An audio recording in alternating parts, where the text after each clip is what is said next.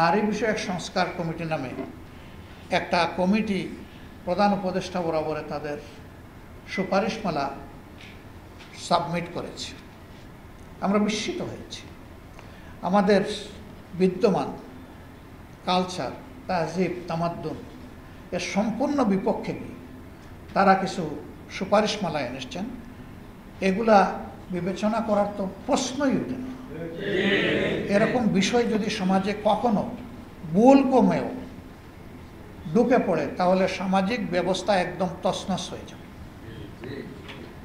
আমাদের একটা পারিবারিক সুন্দর ব্যবস্থা আছে, সেই ব্যবস্থায় চরম আঘাত আসবে। শুধু তাই নয়, তাদের কিছু কিছু সুপারিশ আল্লাহর বিধানের বিপক্ষে দাঁড়িয়ে তারা পেশ করেছে।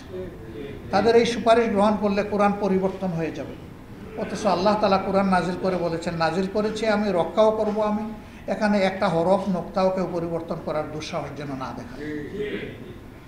বান্ডেল থাকলে প্রতি সেনমানিতে টাকা বাঁচবে। বিকাশ সেনমানি বান্ডেল কিনে জিতুন প্রতি লেনদেনে।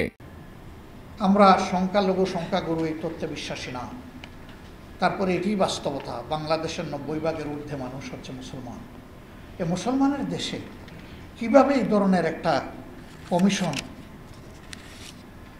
কাণ্ডজ্ঞানহীন এই সমস্ত প্রস্তাবনা নিয়ে আসতে পারে, আমরা বিস্মিত। আমরা বলছি না তাদের সুপারিশমালায় সব কিছুই খারাপ, ভালো যদি থাকে সেটা তো আছেই, কিন্তু কোরআনের বিপক্ষে দাঁড়িয়ে কোনো সুপারিশ দিবেন আর বাংলাদেশের মানুষ মেনে নেবে তা কখনো। এই জন্য আমরা ওই রিপোর্ট প্রত্যাখ্যান করিনি, আমরা ওই কমিটিকে প্রত্যাখ্যান করছি। ওই কমিটিই বাতিল করতে হবে। কমিটি শেষ তো রিপোর্টও শেষ। যদি এই সংক্রান্ত কোনো সংস্কার কমিটি গঠন করতে হয় তাহলে রিয়েলি যারা নারী সমাজের প্রতিনিধিত্ব বাংলাদেশে করেন তাদেরকে সম্পৃক্ত করে অগ্রাধিকার দিয়েই কমিটি গঠন করতে হবে। এর বাইরে কোনো কমিটি গঠন করলে এটা কোনো কাজের কাজ হবে না এবং এটা ফাংশন করবে না।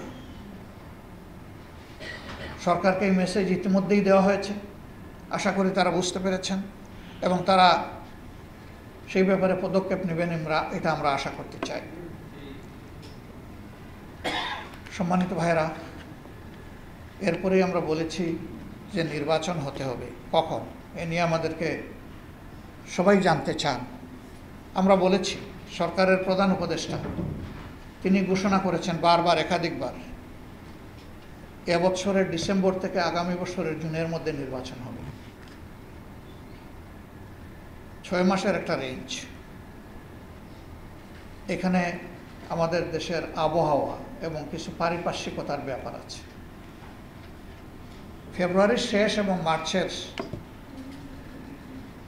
3 ভাগের 2 ভাগ সময় জুড়ে রোজা থাকবে, তারপরে ঈদ থাকবে। এই সময়টা কোনো নির্বাচন সম্ভব নয়। সংস্কার যেটা কার্যক্রম হাতে নেওয়া হয়েছে তা যদি আন্তরিকভাবে গতিশীল করা হয় এবং যদি অংশীজনেরা সবাই সেরকম সহযোগিতা করে, আমরা মনে করি সরকারের ঘোষিত সময়ের ভিতরে সংস্কার সাধন করে নির্বাচন সম্ভব। এর জন্য 2টি সময়কে আমরা উপযুক্ত মনে করি। একটি হচ্ছে ফেব্রুয়ারি মাস রোজা শুরু হওয়ার আগে, আরেকটি হচ্ছে যদি কোনো কারণে এই সময়ের ভিতরে সংস্কারগুলো এবং বিচারের দৃশ্যমান প্রক্রিয়া জনমনে আস্থা সৃষ্টির পর্যায়ে না আসে তাহলে ম্যাক্সিমাম এপ্রিল পার হওয়া উচিত না।